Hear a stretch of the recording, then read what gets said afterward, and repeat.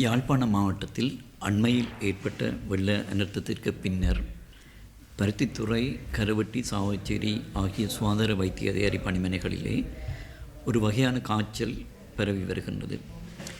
இந்த காய்ச்சல் காரணமாக யாழ்ப்பாணம் போதனா வைத்தியசாலையிலே 4 இறப்புகளும், பருத்தித்துறை ஆதார வைத்தியசாலையிலே 2 இறப்புகளும் ஏற்பட்டுள்ளன. இந்த இறப்புகளில் 2 பருத்தித்துறை சுகாதார வைத்திய அதிகாரி பிரிவிலும், 2 சாவகச்சேரி சுகாதார வைத்திய அதிகாரி பிரிவிலும், 1 கரவட்டி சுகாதார வைத்திய அதிகாரி பிரிவிலும் ஏற்பட்டுள்ளன. யாழ் போதனா வைத்தியசாலையிலே இறந்த ஒருவர் முல்லைத்தீவு மாவட்டத்தைச் சேர்ந்தவர். இந்த இறந்தவர்களில் பெரும்பாலானவர்கள் மிகவும் இளம் பிராயத்தினராக காணப்படுகின்றார்கள். அனைத்து இறப்புகளிலும் சுவாச தொகுதி பாதிக்கப்பட்டே இறப்பு ஏற்பட்டுள்ளது. யாழ்ப்பாண மாவட்டத்தில் இந்த காய்ச்சலோடு நவம்பர் மாதத்திலே 12 நோயாளர்களும், டிசம்பர் மாதத்திலே 21 நோயாளர்களுமாக மொத்தமாக இதுவரை இன்று வரை 33 நோயாளர்கள் இனங்காணப்பட்டிருக்கின்றார்கள். இன்று பருத்தித்துறை ஆதார வைத்தியசாலையிலே 20 நோயாளர்கள் சிகிச்சை பெற்று வருகின்றனர். இந்த காய்ச்சலை உறுதிப்படுத்துவதற்காக, எந்த வகையான காய்ச்சல் என்பதை உறுதிப்படுத்துவதற்காக நாங்கள் இரத்த மாதிரிகளை கொழும்பு மருத்துவ ஆராய்ச்சி நிறுவனத்திற்கும், எம்ஆர்ஐக்கும், கண்டி போதனா வைத்தியசாலைக்கும் குருதி மாதிரிகள் அனுப்பி வைக்கப்பட்டுள்ளன. இருப்பினும் தற்போது இது எலிக்காய்ச்சலாக இருக்கலாம் என, லிப்டாஸ்பைரோசிஸ் என்று சொல்லப்படுற எலிக்காய்ச்சலாக இருக்கலாம் என சந்தேகிக்கப்படுகின்றது. அந்த அடிப்படையிலே சிகிச்சைகளும் வழங்கப்பட்டு தடுப்பு நடவடிக்கைகளும் முன்னெடுக்கப்பட்டு வருகின்றன. இந்த எலிக்காய்ச்சலானது இந்த மழை வெள்ளத்திலே எலி, ஆடு, மாடு போன்ற விலங்குகளின் எச்சங்கள், குறிப்பாக சிறுநீர் மூலம் இந்த லெப்டோ என்று சொல்லப்படுற அந்த கிருமிகள் அந்த நீரிலே பரவுவதன் மூலம் அல்லது கலப்பதன் மூலம்தான் இந்த நோய் ஏற்படுகின்றது. அந்த நீர் கலந்த, அந்த கிருமிகள் கலந்த வெள்ள நீரோடு மக்கள் தொடுகை ஏற்படுகின்ற போது இந்த நோய் தொற்றுக்குள்ளாகின்றது. குறிப்பாக அந்த தோலில் இருக்கின்ற சிறிய காயங்கள், புண்கள் மூலம் இந்த வெள்ள நீரிலிருந்து பொதுவாக இந்த கிருமிகள் உடலை சென்றடைந்து குருதி சுற்றோட்ட தொகுதியை சென்றடைந்து இந்த நோய் ஏற்படுகின்றது. இதற்கு மேலதிகமாக இந்த அசுத்தமான, இந்த கிருமிகள் சேர்ந்துள்ள அசுத்தமான நீரை குடிப்பதன் மூலமும் இந்த நோய் ஏற்படலாம். இந்த காய்ச்சலிலிருந்து எங்களை பாதுகாத்து கொள்வதற்கு நாங்கள் என்ன செய்ய வேண்டும்? பொதுமக்கள் முதலாவதாக, காய்ச்சல் இருந்தால் இந்த காலப்பகுதியிலே அது ஒரு நாள் காய்ச்சலாக இருந்தாலும் உடனடியாக அரச மருத்துவமனைகளை நாடவும். அண்மையில் ஏற்பட்ட அனைத்து இறப்புகளும் பார்க்கின்ற போது அவர்கள் மிக தாமதமாக வைத்தியசாலைக்கு வந்த நிலையிலேயே தான் இந்த இறப்புகள் ஏற்படுகின்றது. இந்த எல்லா இறப்புகளிலும் நாங்கள் அவதானித்த ஒரு விடயம், சுவாச தொகுதி பாதிக்கப்பட்டிருக்கின்றது. மிக துரிதமான, அவர்களது உடல்நிலை மோசமடைந்து இறப்புகள் ஏற்பட்டிருக்கின்றன.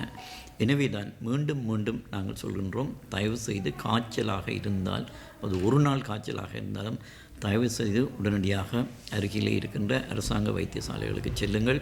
அங்கே உங்களுக்குரிய குருதி பரிசோதனைகள், வேறு பரிசோதனைகளை மேற்கொண்டு என்ன காய்ச்சல் என்பதை உறுதிப்படுத்தி அதற்குரிய சிகிச்சையை நாங்கள் வழங்கக்கூடியதாக இருக்கும்.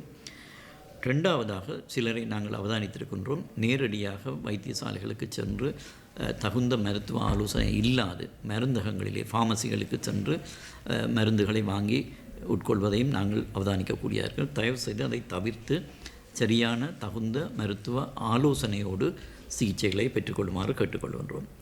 இந்த காலப்பகுதியிலே அவசியமின்றி வெள்ள நீரிலே இறங்குவதை அல்ல வெள்ள நீரிலே புழங்குவதை தவிர்த்து கொள்ளுமாறு நாங்கள் கேட்டுக்கொள்கின்றோம்.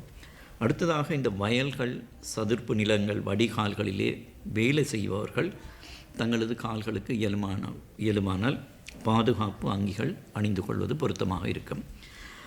கால்களிலே காயங்கள் அல்லது புண்கள் இருப்பவர்கள் இந்த வெள்ள நீரிலே அல்லது வயல்களிலே வேலை செய்வதை தவிர்த்து கொள்வது நல்லது. அடுத்ததாக, இந்த கிருமிகள் இந்த அசுத்தமான நீரை குடிப்பதன் மூலமும் பரவலாம் இந்த தொற்று.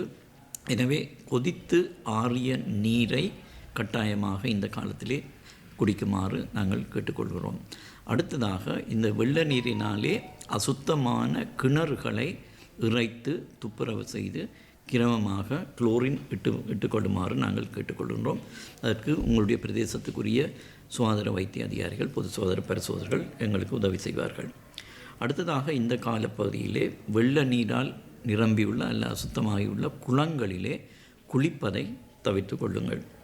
அடுத்ததாக தற்போது உண்மையிலே இந்த நோய்க்கு ஒரு தடுப்பு மருந்து இருக்கின்றது, குளிசைகள் இருக்கின்றன. இந்த நோய் தற்போது பரவி வருகின்ற பருத்தித்துறை, கருவட்டி, சாவச்சேரி சுகாதார வைத்திய அதிகாரி பணிமனைகளிலே நாங்கள் அந்த மருந்துகளை அனுப்பியிருக்கின்றோம், தடுப்பு குளிசைகளை. அந்த வயல்கள், சதுர்ப்பு நிலங்கள் அல்லது வடிகால்களில் வேலை செய்பவர்கள் உங்களுக்கு அருகில் இந்த பிரதேசங்களில் பருத்தித்துறை, கருவட்டி, சாவச்சேரி சுகாதார வைத்திய அதிகாரி பணிமனைகளுக்கு சென்று உங்களுக்குரிய தடுப்பு குடிசைகளை நீங்கள் பெற்றுக்கொள்ளலாம். வாரத்துக்கு ஒரு தடவை டாக்ஸிசைக்ளின் என்று சொல்லப்படுகின்ற அந்த மருந்து நாங்கள் உட்கொள்ள வேண்டும். இதன் மூலம் இந்த நோயை வராமல் நாங்கள் தடுத்து கொள்ளலாம். எனவே தயவுசெய்து இந்த காலப்பகுதியிலே பொதுமக்கள் இந்த ஆலோசனைகளை பின்பற்றி இந்த நோயிலிருந்து உங்களை பாதுகாத்துக் கொள்ளுமாறு நாங்கள் வினயமாக கேட்டுக்கொள்கிறோம். பொதுவாக காய்ச்சலோடு தான் இந்த நோய் ஆரம்பிக்கும். நாங்கள் அவதானித்தது சிலருக்கு காய்ச்சல் வெளிப்படையாக இருக்கையில் கடுமையான உடல் நோய் இருந்தது. அப்படியாக காய்ச்சல் இருந்தால் நாங்கள் ஒரு நாள் காய்ச்சல் இருந்தாலும் உடனடியாக அருகில் உள்ள அரசாங்க வைத்தியசாலைக்கு செல்லுமாறு கேட்டுக்கொள்கிறோம். சிலருக்கு காய்ச்சல் இல்லாமல் கடுமையான உடல் நோய் இருக்கலாம். அப்படி இருந்தாலும் அவர்கள் செல்ல வேண்டும். மற்றது அவர்களுக்கு வாந்தி, உடல் நோ, மூட்டு நோ, தசை நோ போன்ற ஏனைய அறிகுறிகள் இருக்கலாம். மற்றது சிறுநீர் மஞ்சளாக செல்வது போன்ற அறிகுறிகளும் இருக்கலாம். எனவே காய்ச்சல் என்று முதல் நாளிலே பொதுவாக காய்ச்சலோடு தான் இந்த நோய் ஆரம்பிக்கும். காய்ச்சல் ஏற்பட்டால் உடனடியாக தகுந்த அரசு மருத்துவமனையிலே ஆலோசனையை பெற்றுக்கொள்ளுங்கள்.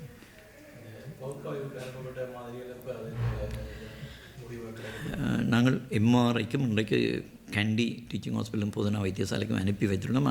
தெரியல, அங்கேருந்து அந்த முடிவுகள் கிடைத்த பிறகு தான் உண்மையாக நாங்கள் இந்த உறுதியாக சொல்லக்கூடியதாக இருக்கும் இது என்ன வகையான நோய் என்று, காய்ச்சல் என்று.